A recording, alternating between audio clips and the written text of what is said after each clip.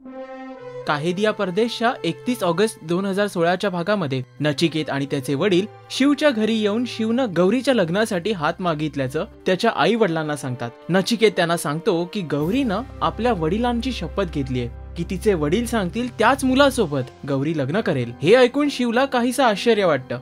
शिवची आई शिवला सांगते आपण काही दिवसांनी बनारसला पुन्हा जाऊया। मात्र शिव स्पष्ट करतो की सध्या तरी मला विचार करायला काही दिवसांचा अवधी दे। शिवचे वडील गौरीच्या वडिलांची शिवच्या वतीनं माफी मागतात आणि सांगतात मुलांच्या आनंदातच आपलं सर्वांचं हित आहे।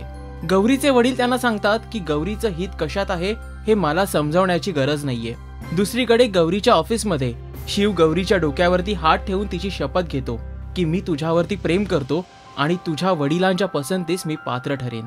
येणाऱ्या भागांमध्ये हे पाहणं महत्त्वाचं आहे की या दोन्ही कुटुंबियांमध्ये आणि शिव गौरीच्या आयुष्यात पुढे काय वळण येतं। या मालिकेचे हायलाइट जाणून घेण्यासाठी पाहत रहा राजश्री मराठी। नमस्कार, मी वर्षा उसगावकर।